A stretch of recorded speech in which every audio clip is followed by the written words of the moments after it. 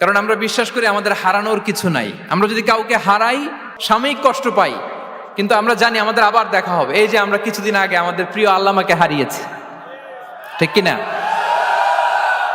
কিন্তু আমরা এই ভেবে বুকে আশা বেঁধে রাখি যে আমরা এই দুনিয়াতে তাকে মিস করেছি, কিয়ামতের ময়দানে আল্লাহর জান্নাতে এই কোরআনের বুলবুলির কণ্ঠে আমরা আবার কোরআন শুনতে পাবো।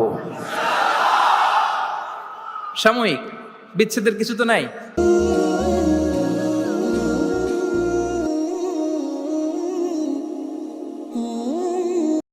আসসালামু আলাইকুম ওয়া রাহমাতুল্লাহি তাআলা ওয়া বারাকাতুহু।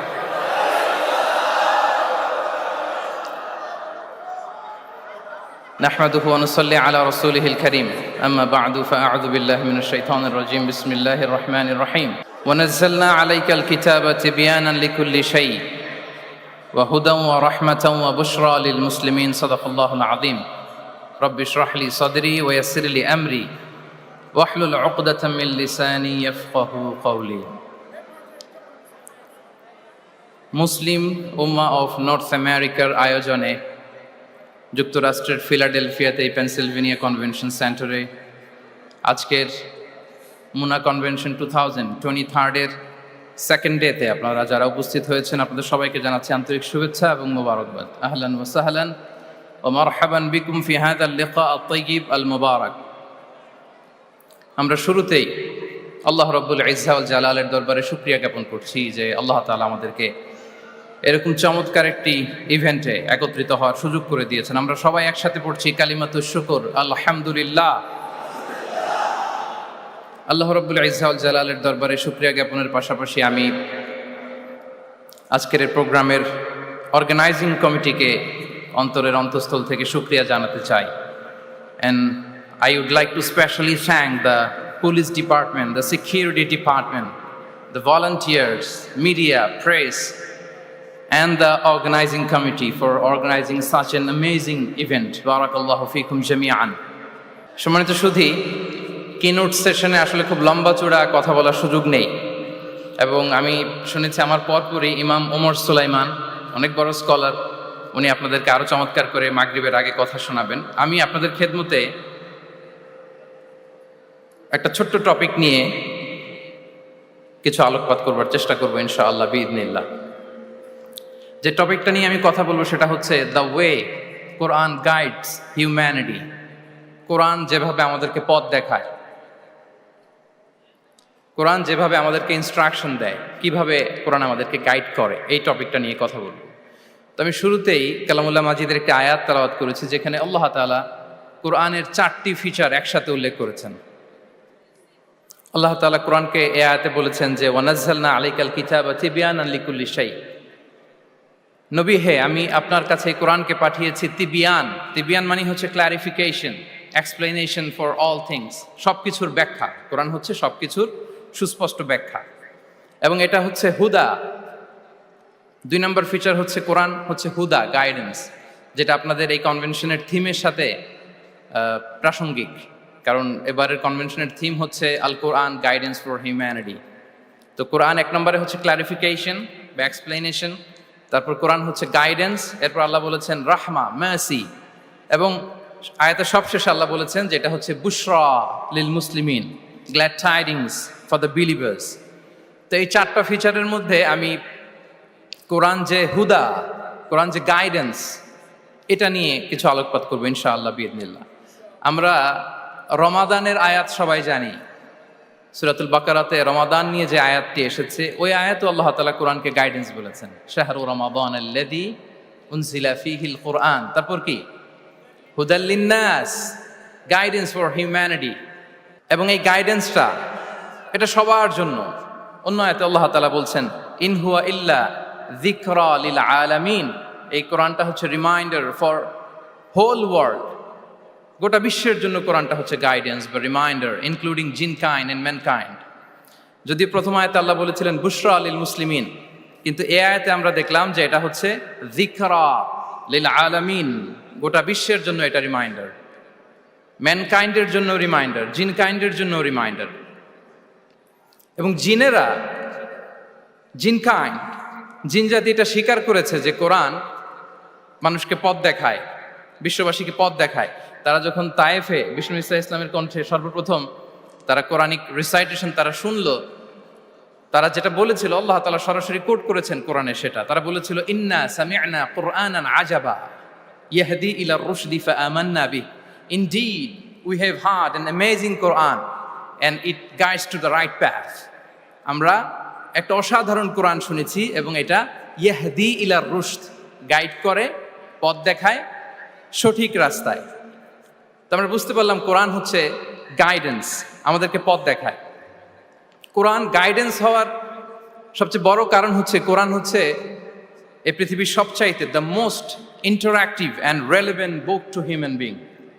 সবচাইতে জীবন ঘনিষ্ঠ এবং প্রাসঙ্গিক কিতাব হচ্ছে আল কোরআন। কিতাবটার নাম কি?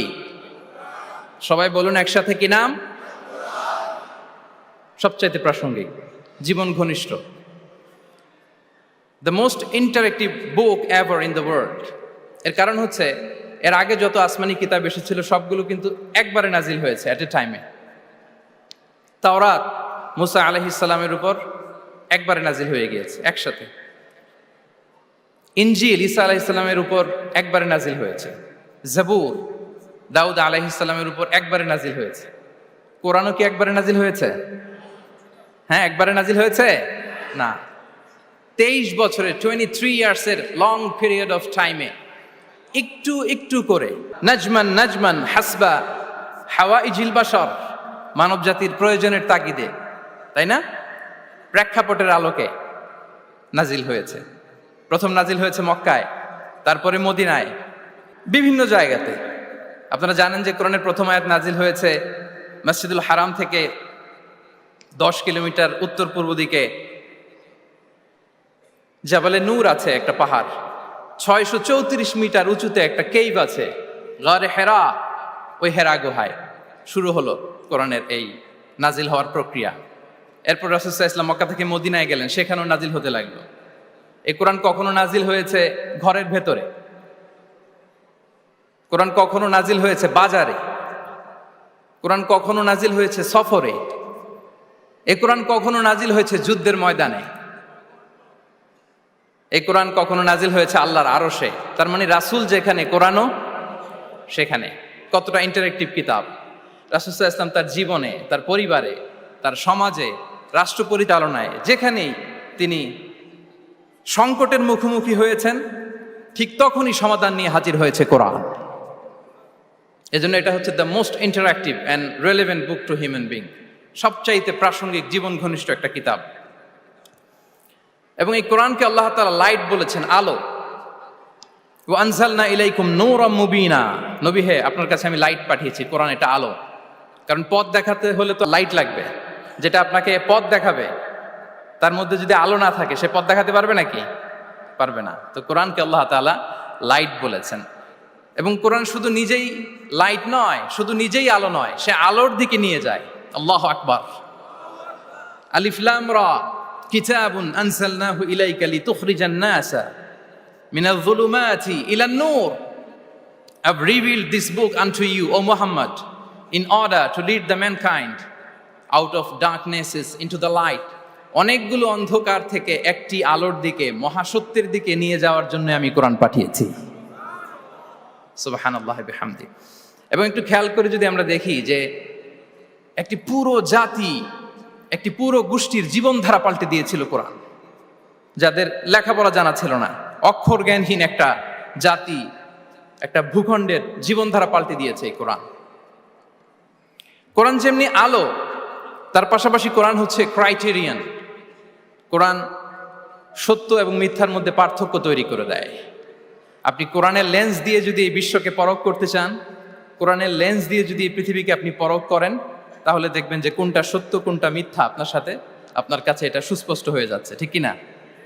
আল্লাহ তাআলা বলছেন, তাবারাকাল্লাযী নাযালাল ফুরকানা আলা আবদিহি লিয়াকুনা লিল আলামিনা নাযীরা।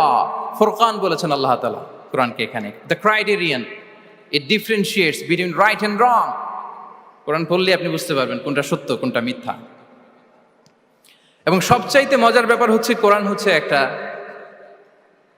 Timeless miracle. টাইমলেস মিরাকেল, চিরন্তন মুজিজা। এটার কোনো লয় নাই, ক্ষয় নাই। আল্লাহ তাআলার যেমনি লয় নাই, ক্ষয় নাই, কোরআনেরও লয় নাই, ক্ষয় নাই। কারণ কোরআন কিন্তু আল্লাহর ক্রিয়েশন নয়, আল্লাহর সৃষ্টি নয়, এটা কিন্তু আল্লাহর সিফা। আপনারা জানেন তো এটা, কোরআন কিন্তু আল্লাহর সিফা। আল্লাহরও ক্ষয় নাই, কোরআনেরও ক্ষয় নাই। এবং অন্যান্য নবীদেরকে যে কিতাব দেয়া হয়েছে সেটা তাদের হেদায়েতের জন্য, আর সেই কিতাবকে তারা পরিবর্তন করে ফেলেছে। সেই কিতাবগুলোর আদি এবং আসল রূপ কিন্তু অবশিষ্ট নেই। কিন্তু কোরআন শুধু হেদায়েতই নয়, গাইডেন্সই নয়। কোরআন যেমনি হেদায়েত, পাশাপাশি কোরআন হচ্ছে মুজিজা। কোরআনের আছে সংখ্যাতাত্ত্বিক মুজিজা, ভাষা শৈলীর মুজিজা, সায়েন্টিফিক মিরাকেল, মহাবিশ্বের মহাবিশ্বয় মহাগ্রন্থ আল কুরআন আল কারীম অপরিবর্তনীয়। Up until the day of judgement, কিয়ামত পর্যন্ত এটা অপরিবর্তনীয় থাকবে। এই মুজিজা কিয়ামত পর্যন্ত থাকবে। পৃথিবীতে যত নবীকে আল্লাহ তাআলা মুজিজা দিয়েছেন, নবীদেরও বিদায় হয়েছে, মুজিজারও বিদায় হয়েছে। নবীরা চলে গিয়েছেন, সাথে সাথে মুজিজাও চলে গিয়েছে। আল্লাহ নবী দাউদ আলাইহিস সালামকে আল্লাহ মুজিজা দিয়েছিলেন। তিনি লোহা ধরলে লোহা গুলে নরম হয়ে যেত, উনি এটা দিয়ে আর্মর বানাতেন, যুদ্ধাস্ত্র বানাতেন। ওয়া আলান্না লাহুল হাদিদ। কিন্তু দাউদ আলাইহিস সালামের ইন্তেকালের পরে কেউ আর এটা রিপিটেশন করে দেখাতে পারেনি, এমনটা হয়নি আর তার উম্মতের মধ্যে। আল্লাহ নবী মূসা আলাইহিস সালামকে আল্লাহ তাআলা মুজিজা দিয়েছিলেন। তিনি লাঠি জমিনে রাখলে সেটা সাপ হয়ে যেত। ফাআলকাহা ফাইদা হিয়া হাইয়াতুন তাসআ, মুভিং স্নেক হয়ে যেত। কিন্তু মূসা আলাইহিস সালামের ইন্তেকালের পরে কেউ আর ওই লাঠি দিয়ে মুভিং স্নেক বানাতে পারে নি। বনি ইসরাইলের কাছে কিন্তু ওই লাঠিটা ছিল, আপনারা জানেন। বনি ইসরাইলের কাছে একটা তাবুত ছিল, উডেন বক্স, ওটার মধ্যে বাকিয়াতুম মিম্মা তারাকা আলু মূসা ওয়া আলু হারুন, মূসা আলাইহিস সালামের ব্যবহৃত পাগড়ি, জুব্বা, আর ওই লাঠি, হারুন আলাইহিস সালামের পাগড়ি, জুব্বা, এগুলো ছিল। তার মানে মূসা আলাইহিস সালামের ইন্তেকালের পরে যে লাঠি দিয়ে মূসা আলাইহিস সালাম সাপ বানাতেন, ওই লাঠি ছিল, কিন্তু সেই লাঠি দিয়ে আর কেউ কোনোদিন সাপ বানিয়ে দেখাতে পারে নি। আল্লাহ নবী ঈসা আলাইহিস সালামকে আল্লাহ তাআলা আরো মাইন্ড ব্লোয়িং মুজিজা দিয়েছিলেন। ওয়া উবরিউল আকমাহা ওয়াল আবরাসা ওয়া উহিল মাউতা বিইذনিল্লাহ। শ্বেত রোগী, ধবল রোগীর গায়ে হাত বুলিয়ে দিলে রোগ ভালো হয়ে যেত। অন্ধ ব্যক্তির চোখে টাচ করে দিলে সে দৃষ্টিশক্তি ফিরে পেত। মৃত ব্যক্তিকে আল্লাহ নবী ঈসা আলাইহিস সালাম কুম বিইذনিল্লাহ বলার সাথে সাথে মৃত ব্যক্তি জীবিত হয়ে যেত। কিন্তু এই নবী আলাইহিমুস সালামদের বিদায় যখন ঘটেছে, সাথে সাথে তাদের মুজিজারও বিদায় হয়েছে। কিন্তু বিশ্বনবী সাল্লাল্লাহু আলাইহি ওয়াসাল্লামের উপর নাজিল হওয়া এই মহাবিশ্বের মহাবিশ্বয় মহাগ্রন্থ আল কুরআন, আল্লাহ নবী ইন্তেকাল করেছেন, তিনি আমাদের থেকে বিদায় নিয়েছেন, কিন্তু কোরআন কি বিদায় নিয়েছে? আওয়াজ করে সবাই বলতে হবে, কোরআন কি বিদায় নিয়েছে? কিয়ামত পর্যন্ত থাকবে। বিষ্ণু সাল্লাল্লাহু আলাইহি ওয়াসাল্লাম একটা আয়াত যেভাবে পড়তেন আমরা ঠিক হুবহু ওইভাবে পড়ি। বিষ্ণু সাল্লাল্লাহু আলাইহি ওয়াসাল্লাম একটা শব্দ ১৫০০ বছর আগে যেভাবে উচ্চারণ করতেন আমরা ঠিক ওইভাবে করি। এখানে অনেক কারীরা সুন্দর কণ্ঠে কোরআন তেলাওয়াত করেছে না? বিষ্ণু সাল্লাল্লাহু আলাইহি ওয়াসাল্লাম যেমনটা করেছেন তারাও ঠিক তেমনটা করেছে। বিষ্ণুনবী যে অক্ষরের উপর জবর দিয়ে পড়েছেন আমরা জবর দিয়ে পড়ি, জেড দিয়ে পড়েছেন জেড দিয়ে পড়ি। কিয়ামত পর্যন্ত অবিকৃত অবস্থায় এই কোরআনটা থাকবে। তাই কোরআনটা হচ্ছে টাইমলেস মিরাকেল, চিরন্তন মুজিজা। নাও দ্য কোশ্চেন অ্যারাইজেস, কেন আমাদের এই কোরআন দরকার? একটু ফিলোসফিক্যাল কথাবার্তা বলি যে এই রেভেলেশনের দরকার কি, কেন আমাদের লাগবে এই কোরআন? কোরআন ছাড়া কি পৃথিবীর সব সমস্যার সমাধান হাজির করা সম্ভব না? এই পৃথিবীর সায়েন্টিস্টরা, ফিলোসোফাররা, জ্ঞানী ব্যক্তিরা অনেক সমস্যার সমাধান করেছে, কিন্তু সব সমস্যার সমাধান হাজির করতে পারে নি। এজন্য আল্লাহ তাআলা যুগে যুগে নবীদের মাধ্যমে আসমানি কিতাব পাঠিয়েছেন, গাইডেন্স পাঠিয়েছেন, রেভেলেশন পাঠিয়েছেন। এবং আল্লাহ তাআলার পাঠানো যত রেভেলেশন গাইডেন্স এই পৃথিবীতে এসেছে সেগুলো সবচেয়ে লেটেস্ট ভার্সন হচ্ছে কোরআন। সবচেয়ে লেটেস্ট ভার্সন হচ্ছে কোরআন। আচ্ছা, আমরা যদি একটু খুঁজে দেখি যে কোরআন ছাড়া আমরা কি বুঝতে পারতাম না, আমরা যদি একটু প্রশ্ন করি, কোরআন ছাড়া যেটা আমরা বুঝতে পারতাম না সেটা হচ্ছে ওয়াননেস অফ গড, স্রষ্টা যে একজন, এটা আমরা বুঝতে পারতাম না, ক্লিয়ারলি বুঝতে পারতাম না। কেউ হয়তো ভাবতাম দুইজন তিনজন, আর যারা বুঝতে পারতো যে না, এই মহাবিশ্বের একজন নিয়ন্ত্রক থাকতে হবে, একজন কন্ট্রোলার থাকতে হবে, তারাও ওই গডের ফিচার কি, পরিচয় কি, ইন ডিটেইল তারা বুঝতে পারতো না। দেখেন, এত রেভেলেশন, এত আসমানি কিতাব আসার পরও এখনো অনেক মানুষ সূর্যের পূজা করে, চন্দ্রের পূজা করে, আগুনের পূজা করে না? কথা বলেন, করে না? করে। সূর্যকে পূজা করার অনেক রিজন ছিল। আমি ভেবে দেখেছি যে সূর্যকে মানুষ কেন পূজা করতে, এর কারণ বাহ্যিক দৃষ্টিতে সূর্যই সবচেয়ে শক্তিশালী।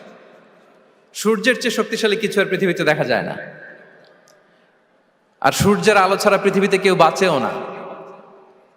মানুষের যে হার্ট অ্যাটাক করে, স্ট্রোক করে, বা আমাদের মুরব্বীদের অনেকের যে পায়ে ব্যথা, কোমরে ব্যথা, এটা কিন্তু রাতে বেশি হয়, জানেন?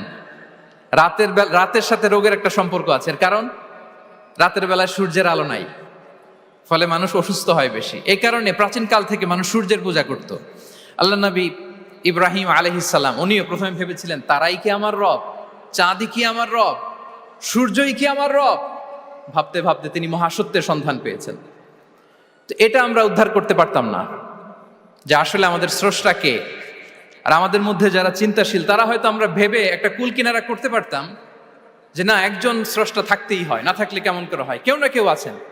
কিন্তু তিনি যে ক্ষমাশীল, অনেক পাপ করে ক্ষমা চাইলে যে তিনি ক্ষমা করে দেয়, এটা আমাদের জানা থাকতো না, ঠিক কিনা?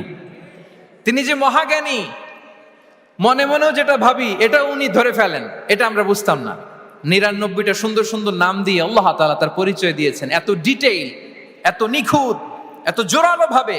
ওয়াননেস অফ গডের যে কনসেপ্ট, এটা রেভেলেশন না আসলে, কোরআনিক গাইডেন্স না আসলে আমরা বুঝতে পারতাম না। আর আমরা কি বুঝতে পারতাম না? আমাদের এই পৃথিবীতে আসার কারণ কি, আমাদের পারপাস অফ লাইফ কি, এটা আমরা উদ্ধার করতে পারতাম না।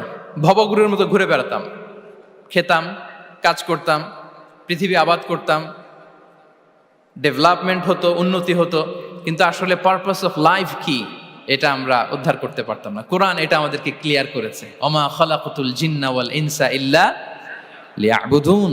আমাদের পারপাস অফ লাইফ হচ্ছে slavery. We all are the slave of Allah. দাসত্বের জন্য আমরা তৈরি হয়েছি। আর most interestingly, life after death, এটার ব্যাপারে আমাদের ক্লিয়ার কাট কোনো ধারণা থাকতো না। এই যে আমরা এখন বাই সিকুয়েন্স জানি যে আমরা মারা যাব, এরপরে কবরের আযাব, এরপরে আল্লাহর সুপ্রিম কোর্টের কাঠ গড়ায় আমাদেরকে দাঁড়াতে হবে, এরপরে হয় জান্নাত নয় জাহান্নাম, এবং সেটা আজীবন, চিরকালের জন্য। In detail life after death সম্পর্কে আমাদের নিজেরা চিন্তা, গবেষণা, রিসার্চ করে কি এটা জানা সম্ভব ছিল? বলেন, কথা বলেন, কথা বলেন। জানা সম্ভব ছিল না। কোরআন মৃত্যুর পরের জীবনকে নিশ্চিত করেছে। এবং এই যে লাইফ আফটার ডেথ, মৃত্যুর পরের জীবন আসলে আমাদেরকে হোপফুল করে, আশাবাদী করে। কারণ আমরা বিশ্বাস করি আমাদের হারানোর কিছু নাই। আমরা যদি কাউকে হারাই, সাময়িক কষ্ট পাই, কিন্তু আমরা জানি আমাদের আবার দেখা হবে। এই যে আমরা কিছুদিন আগে আমাদের প্রিয় আল্লামাকে হারিয়েছি, ঠিক কিনা? কিন্তু আমরা এই ভেবে বুকে আশা বেঁধে রাখি যে আমরা এই দুনিয়াতে তাকে মিস করেছি, কিয়ামতের ময়দানে আল্লাহর জান্নাতে এই কোরআনের বুলবুলির কণ্ঠে আমরা আবার কোরআন শুনতে পাবো। সাময়িক বিচ্ছেদের কিছু তো নাই। আমার আব্বাকে হারিয়েছি, আম্মাকে হারিয়েছি, বন্ধুকে হারিয়েছি, টিচারকে হারিয়েছি, আমি পাবো, তাদেরকে পাবো, হারাচ্ছি না। এই বিচ্ছেদ সাময়িক। এবং আখিরাত আসলে থাকতেই হবে। অন্যান্য অনেক ধর্ম আখিরাতের ব্যাপারে বলে, কিন্তু ইসলামের মতো এত ইন ডিটেইল, নিখুঁতভাবে বলতে পারেনি। পুনর্জন্মবাদের কথা আপনারা শুনেছেন, ভালো করলে ভালো হয়ে আবার আরেক জন্মে আসবো, খারাপ করলে কুকুর হয়ে জন্মাবো, হ্যাঁ, বিড়াল হয়ে জন্মাবো, এরকম কথা অনেক ধর্ম বলে। কিন্তু ইসলাম এত সুন্দরভাবে দ্য কনসেপ্ট অফ আখিরা আমাদের সামনে হাজির করেছে। আল্লাহু আকবার। এটা হিউম্যান ব্রেইন দিয়ে ওই ব্যাপারে আমাদের কোনো কিছুই জানার সুযোগ ছিল যদি আল্লাহ তাআলা কোরআনিক গাইডেন্স না পাঠাতেন। এবং আখিরাত আসলে থাকতেই হবে। ইফ দেয়ার ইজ নো আখিরা, then this worldly life would be a joke. আখিরা না থাকলে তো এটা একটা joke, it's a fun, it's a rubbish thing. আখিরা থাকতেই হবে, কারণ অনেক কিছু পৃথিবীতে সেটেল হয়নি, সেটেল হয় না। আপনাকে মেরেছে, কাউকে হত্যা করেছে, কাউকে গুম করেছে, পৃথিবীর কেউ জানে নাই, তো এটা সেটেলমেন্ট হওয়া লাগবে না? কথা বলেন না কেন? There are plenty of issues are abandoned, unsettled. অনেক ইস্যু আছে, সেটেল হয় নাই, এগুলো সেটেল হবে। কড়াই গন্ডায় হিসেব চাওয়া হবে, যত ঋণ সেদিন আদায় করা হবে। চিল্লায় বলেন ঠিক কিনা? এজন্য আখিরাত লাগবে। এবং আখিরাত যদি না থাকে এই পৃথিবীতে আমরা কোনো বিচার কার্যক্রম পরিচালনা করলেও ওইটা ইনসাফপূর্ণ হওয়া সম্ভব না। কোনো বিচার ইনসাফপূর্ণ হতে পারে না যদি আখিরাত না থাকে। ফর এন এক্সাম্পল, খেয়াল করে উত্তর দিবেন। একজন মানুষ 10 জনকে হত্যা করলো। কয়জনকে? সবাই বলুন কয়জনকে? এখন তার বিচার করা হচ্ছে। বিচারের রায় আসলো ডেথ পেনাল্টি, মৃত্যুদণ্ড। কিন্তু তাকে কয়টা মৃত্যুর স্বাদ দেয়া যাবে বলেন? হ্যাঁ, কয়টা? উনি মারছিল কয়টা? তো হয়েছে এটা, ও 10 জনের মারছে, 10টা প্রাণ হত্যার কষ্ট 10 জনকে দিল, কিন্তু ডেথ পেনাল্টিতে ওকে দেয়া গেল কয়টা কষ্ট? আখিরাত লাগবে না? কথা বলেন না কেন লাগবে না? ওই দিন সব হিসাব হবে, ঠিক কিনা? প্রিয় ভাইরা, কোরআন আমাদেরকে এই গাইডেন্স দিয়েছে, আমাদের জানিয়েছে যে there is a life after death. আসল জীবন ওইটা যেটা মৃত্যুর পরে হয়। ওই জীবনের পরে আর কোনো মৃত্যু নাই, এজন্য সেটাই আসল জীবন। আমি অনেক মুসলিমের সাথে কথা বলেছি, অথবা আগে প্র্যাকটিসিং ছিল না এরকম অনেকের সাথে কথা বলেছি। তারা যখন কোরআন পড়ে তারা বলে যে এটা আবার কেমন বই, এটার স্টাইলটা একটু অন্যরকম, কোনো বইয়ের সাথে মিলে না। কেমন? তো তারা বলে যে হঠাৎ এটা আল্লাহর প্রশংসা শোনায়, এরপরে হঠাৎ করে আখিরাতের কথা বলে, আবার হিস্ট্রি বলে, আবার বলে এটা করো না, আবার ধমক দেয়। এটা আবার কেমন বই? As if it has the authoritarian পাওয়ার। এটার কেমন যেন একটা পাওয়ার আছে, এটা ধমক দিতে পারে। সুবহানাল্লাহ পড়বেন না? মাঝে মাঝে কিন্তু এই ঝাঁকুনির দরকার হয়, ধমক দিতে হয়। এই যে আপনি এবারের হজে একজন ক্রিশ্চিয়ান ক্ল্যারিক সাউথ আফ্রিকার ইব্রাহিম রিচমন্ডের নাম শুনেছেন না? উনি স্বপ্নে দেখেছে 2টা সাদা জামা পরো, আবার সাদা জামা পরো, এরপরে ধমক দেয় সাদা জামা পরো। এই ঝাঁকুনিতে সম্বিত ফিরে পেয়েছে। তো কোরআন মানুষকে এরকম ঝাঁকুনি দেয়, নাড়া দেয়। কোরআনের এই ক্ষমতা আছে, কোরআন ঘুমন্ত বিবেককে জাগিয়ে তোলে। আমরা ওমরে ফারুকের ঘটনা জানি। তিনি যখন কোরআন শুনে অবাক হলেন, বিশ্বনবী সাল্লাল্লাহু আলাইহি ওয়াসাল্লামকে ফলো করতেন যে উনি কি করে দেখে, কিভাবে কোরআন তেলাওয়াত করে এবং কি বলে। রাসূল সাল্লাল্লাহু আলাইহি ওয়াসাল্লাম তেলাওয়াত করছেন, ওমরে ফারুক পেছন থেকে শুনতেছেন। বিশ্বনবী তেলাওয়াত করছেন, আল হাক্কাতু মাল হাক্কা ওয়া মা আদরাকা মাল হাক্কা। তেলাওয়াত করছেন আর অসাধারণ কণ্ঠে তেলাওয়াত চলছে, ওমরে ফারুক শুনতেছে। শুনতে শুনতে 41 নম্বর আয়াত পর্যন্ত যখন আসছে, বিশ্বনবী তেলাওয়াত করে ওমরে ফারুক পেছন থেকে শুনে। তো ওমরে ফারুক ভাবতেছেন ঘটনা কি? মোহাম্মদ তো কারোর কাছে পড়েও নাই, শিখেও নাই, এত চমৎকার কাব্য প্রতিভা তার মধ্যে আসলো কিভাবে? মিলাই বলতেছে। তখন বিশ্বনবী তেলাওয়াত করছিলেন, ওমা হুয়া বিকাউলি শাইরিন খলিলাম মা তুমিনুন। এই আয়াতের অর্থ হচ্ছে এটা কোনো কবির কথা নয়, খুব অল্প সংখ্যক লোকই তোমরা ঈমান আনো। অবাক হলেন, ঘটনা কি? আমি যে এটা ভাবতেছি মোহাম্মদ বুঝলো কেমনে? বিশ্বনবী তো তেলাওয়াত করতেছেন প্রাণবন্ত কণ্ঠে। তো মোহাম্মদ কি গণক হয়ে গেল নাকি? মানুষের ভেতরে কি চলে সে গণনা করে বলে দেয়, তা না হলে বুঝলো কি করে? সুবহানাল্লাহ। কোইন্সিডেন্টলি এর পরের আয়াতটাই ছিল ওয়ালা বিকাউলি কাহিনিন খলিলাম মা তাযাক্কারুন। না, এটা কোনো গণকের গণনা নয়, খুব অল্প সংখ্যক লোকই তোমরা উপদেশ গ্রহণ করো। সে তো অবাক, এটা কবিতাও না, এটা গণনাও না, এটা কি? পরের আয়াত ছিল তানজিলুম মির রাব্বিল আলামিন। এটা জগৎ সমূহের রব আল্লাহ তাআলার পক্ষ থেকে নাজিল হয়েছে। সুবহানাল্লাহ। আর একটা ঝাঁকুনি খেলেন। এজন্য এই ঘটনাটাকে আমি এভাবে বলি যে সূরা হাক্কা দিয়ে আল্লাহ তাআলা ওমরে ফারুকের হৃদয়ে একটা ধাক্কা মেরেছেন। ওই ধাক্কায় উনি কালিমা পড়ে মুসলমান হয়ে গিয়েছেন। তাহলে কোরআনের এই পাওয়ার আছে। কোরআন নানা উপমা দিয়ে, মাসাল দিয়ে আমাদের কাছে গাইডেন্স হাজির করে যেন আমরা বুঝতে পারি। মাঝে মাঝে কনভারসেশন দিয়ে গাইডেন্স হাজির করে। আপনারা সাইয়েদনা ইব্রাহিম আলাইহিস সালামের ঘটনা জানেন। ওনাকে শিকল দিয়ে বেঁধে নমরুদের রয়্যাল প্যালেসে আনা হলো। নমরুদ বলল, ইব্রাহিম কাকে মানো? আল্লাহকে মানি। কোন আল্লাহ? রব্বি আল্লাযী ইউহয়ী ওয়া ইউমীত। এমন রবকে মানি যে জীবন দেয়, মরণ দেয়। নমরুদ বলে, আমি তো এটা করি, আমার কাজই তো এটা, আমি জীবন দেই, মৃত্যু দেই। তুমি আবার আরেকজনকে কোথায় খুঁজে পেলা যে জীবন দেয়, মৃত্যু দেয়? তো জেলখানা থেকে ফাঁসির দণ্ডপ্রাপ্ত 2 জন আসামিকে ডেকে আনা হলো। একজনকে বলা হলো শিরচ্ছেদ করা হলো। আরেকজনকে বলা হলো শিরচ্ছেদ করতে যাবে, বলে স্টপ, থামো, ওকে ছেড়ে দাও, ওকে আমি জীবন দিলাম। ইব্রাহিম দেখো, একজনকে জীবন দিলাম, একজনকে মৃত্যু দিলাম। ইব্রাহিম আলাইহিস সালাম বললেন, ফা ইন্নাল্লাহা ইয়াতি বিশ-শামসি মিনাল মাশরিকি ফাআতি বিহা মিনাল মাগরিব ফাবুহিতাল্লাযী কাফার। নমরুদ, বুঝলাম একজনকে তুমি জীবন দিলা, মৃত্যু দিলা, এটা তুমি করতে পারো, জীবন দাও, মৃত্যু দাও, কিন্তু আল্লাহ তাআলা প্রতিদিন উষা লগ্নে পূর্ব দিগন্ত থেকে সূর্য ওঠান, গোধূলি লগ্নে তিনি পশ্চিম দিগন্তে সূর্য ডোবান। নমরুদ, তোমার যদি ক্ষমতা থাকে তুমি সূর্যকে পশ্চিম দিক থেকে উঠিয়ে পূর্ব দিকে একটু নামাও। ফাবুহিতাল্লাযী কাফার। নমরুদ সে স্পিচলেস হয়ে গিয়েছে, ডামস্ট্রাক হয়ে গিয়েছে, পারে নাই। সুবহানাল্লাহ বিহামদি। এই যে আমরা বিভিন্ন বইয়ে কনভারসেশন পড়ি, হেওয়ার পড়ি, এগুলো সব কোরআন থেকে কপি করা। সুবহানাল্লাহ বিহামদি। কোরআনে এরকম কনভারসেশনের মাধ্যমে আমাদেরকে শিখিয়েছে, ঐতিহাসিক ঘটনার মাধ্যমে আমাদেরকে শিখিয়েছে। কোরআনিক দু একটা গাইডেন্স বলে আমি শেষ করছি। কোরআনের একটা পাওয়ারফুল গাইডেন্স হচ্ছে আমাদের জন্য যে কোরআন আমাদেরকে খলিফা বানিয়েছে। কি বানিয়েছে প্রিয় ভাইরা? সবাই বলুন, খলিফা বানিয়েছে। কি বানিয়েছে? খলিফা। আমরা খলিফা বলতে অনেকে ভাইস জেনারেল, প্রতিনিধি এরকম বলি, আসলে খলিফা মানে ইনচার্জ। আল্লাহ বলেছেন, ইন্নী জাইলুন ফিল আরদি খলিফা, I am gonna appoint a successive human authority on earth. আমি জমিনে তোমাদেরকে ইনচার্জ বানাচ্ছি। ইনচার্জ মানে এই পৃথিবীর দেখভাল করার দায়িত্ব আমাদের, পৃথিবীর ভালো মন্দ দেখার দায়িত্ব আমাদের। আপনি চাইলেই লিটারিং করতে পারবেন না, যেখানে সেখানে প্লাস্টিক ফেলতে পারবেন না, চাইলেই বনায়ন ধ্বংস করতে পারবেন না, পাহাড় কাটতে পারবেন না, ওশেন গুলাতে ডাম্পিং করতে পারবেন না। এই যে এখন আপনার উত্তর মেরুতে দক্ষিণ মেরুতে বরফ গলে সি লেভেল বেড়ে যাচ্ছে, জানেন না আপনারা? যুক্তরাষ্ট্রের মানুষ তো অনেক সচেতন, আপনারা তো এগুলো ভালো জানার কথা। এই যে ক্লাইমেট চেঞ্জের কথা আমরা বলি, জলবায়ু পরিবর্তনের ব্যাপারে পৃথিবীর মোড়লরা তারা হয়রান পেরেশান, কি করবে, সাগরের পানি বেড়ে যাচ্ছে, পৃথিবীর তাপমাত্রা বেড়ে যাচ্ছে। আজ থেকে 30 বছর পরে মালদ্বীপ উইল বি ডিসঅ্যাপিয়ার কমপ্লিটলি। আজ থেকে 30 বছর পরে মালদ্বীপ আর থাকবে না। এন্টায়ার কান্ট্রি ওরা কোথায় শিফট করবে, ল্যান্ড খুঁজতেছে। আল্লাহু আকবার।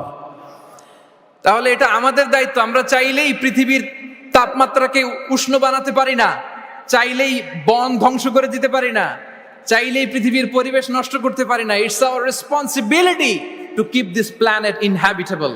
এই পৃথিবীকে আমাদের বাসযোগ্য করে রাখতে হবে। এটা হচ্ছে খলিফা, কোরআনিক গাইডেন্স। আল্লাহু আকবার। কোরআন আমাদেরকে knowledge, research, innovation, scientific and technological অ্যাডভান্সমেন্টের ব্যাপারে উৎসাহিত করে। ইকরা বিসমি রাব্বিকাল্লাযী খালাক, read in the name of your lord who has created. পড়ো তোমার প্রভুর নামে যিনি শিখিয়েছেন। পড়ো বলতে শুধু ওই পড়া না, আপনি গবেষণা করবেন, আপনি ইনোভেশন করবেন। নিউজে দেখেছিলাম যে ভারতে মানুষ বই পড়ে পড়ে একটা নীরব বিপ্লব করে ফেলেছে ভারতে। এটা তো মুসলিম কান্ট্রিগুলো আগে করার কথা। আরব বিশ্বে তারা একটা কথা বলে যে আমরা হচ্ছে নাহনু উম্মাতু ইকরা, আমরা হচ্ছে উম্মাতু ইকরা। আমরা এমন জাতি যে জাতির প্রথম কথাই ছিল কি? ইকরা, পড়ো, রিসার্চ করো, গবেষণা করো। আমাদের ক্লাসিক স্কলাররা তারা এটা করতেন। আমাদের আল বিরুনি ছিল, আল কিন্দি ছিল, জাবির ইবনে হাইয়ান ছিল, খাওয়ারিজমি ছিল। তারা গোটা বিশ্বকে চ্যালেঞ্জ করেছেন, তারা দেখিয়ে গিয়েছেন। এখন এটা এই নলেজ ট্রান্সফার করে ওয়েস্টের কাছে এসেছে, খুব ভালো, আবার আমাদের কাছে যাবে, আমরা শেয়ার করবো এটা। তো এই কোরআন নলেজ সিকিং এর ব্যাপারে, রিসার্চের ব্যাপারে, ইনোভেশনের ব্যাপারে আমাদেরকে উৎসাহিত করেছে। কোরআন মানুষকে মানুষ হিসেবে কনসিডার করতে বলে, মানুষকে মানুষ হিসেবে কনসিডার করতে বলে। কোরআন বলে মানুষে মানুষে ভাই ভাই। আপনারা শুনেছেন যে কাতারে যে ফিফা ওয়ার্ল্ড কাপটা হলো, একটা আয়াত তেলাওয়াত করে তারা ওয়ার্ল্ড কাপটার ইনগ্রেশন প্রোগ্রাম করেছে। আপনারা জানেন আয়াতটা কি ছিল? হ্যাঁ, ইয়া আইয়ুহান নাসু ইন্না খালাকনাকুম মিন যাকারিন ওয়া উনসা ওয়া জাআলনাকুম শুউবান ওয়া ক্বাবাইলা লিতাআরাফু। সুবহানাল্লাহ, কত পাওয়ারফুল মেসেজ। কোরআনিক গাইডেন্স আমাদেরকে কি শিখায় দেখেন। এই আয়াতটা addressed the entire human being regardless the colours, languages, এথনিসিটিস, সবাইকে বলেছে যে তোমাদের রুট এক, আমরা সবাই এক। ফ্রম অ্যাডাম এন্ড ইভ, আদম আলাইহিস সালাম, হাওয়া আলাইহিস সালাম, এখান থেকে আমরা এসেছি। আস্তে আস্তে আস্তে আস্তে এই হিউম্যান জেনারেশন। তো কোরআন আমাদেরকে মানুষে ভাই হিসেবে কনসিডার করতে বলে। সম্মানিত ভাইরা, সর্বশেষ কথা হচ্ছে কোরআন যে গাইডেন্স আমাদের জন্য হাজির করে, এটা হচ্ছে the most upright guidance, the straightforward guidance. ইন্না হাযাল কুরআনা ইয়াহদি লিল্লাতী হিয়া আকওয়াম। এটা যে পথ দেখায়, এটা সিরাতুল মুস্তাকিম, এটা দ্য মোস্ট আপরাইট পাথ, এটা স্ট্রেইট ফরওয়ার্ড পাথ। আমরা যেন সেই সিরাতুল মুস্তাকিমের পথে থাকি। আমরা যেন কোরআনের সাথে নিজেদের সম্পর্ককে আরো মজবুত করি। আল কোরআন দ্য গাইডেন্স ফর হিউম্যানিটি, এই কনভেনশন তখনই সার্থক হবে যখন আমরা শপথ নিতে পারবো যে আমরা কোরআনের সাথে সম্পর্ক, অ্যাটাচমেন্ট, এটা আরো গভীর থেকে গভীরতর করব। কারণ কোরআন আমাদেরকে শুদ্ধাচার শিখায়, এটা হচ্ছে লাইফ ম্যানুয়াল। কোরআন আমাদেরকে সঠিক জীবন দর্শন শিখায়। তাই প্রিয় ভাই এবং বোনেরা, আসুন কোরআনের সাথে আমরা আমাদের সম্পর্ককে আরো গভীর থেকে গভীরতর করি। কারণ কোরআনের সাথে সম্পর্ক গভীর করার মধ্যেই রয়েছে আমাদের আলোক স্নাত মুক্তি। আল্লাহ তাআলা আমাদের সবাইকে কথাগুলো বোঝার ও আমল করার তৌফিক দান করুক। হাযা মা ইনদি ওয়াল ইলমু ইনদাল্লাহ আলাইহি তাওয়াক্কালতু ওয়া ইলাইহি উনীব। আসসালামু আলাইকুম ওয়া রাহমাতুল্লাহি তাআলা ওয়া বারাকাতুহু।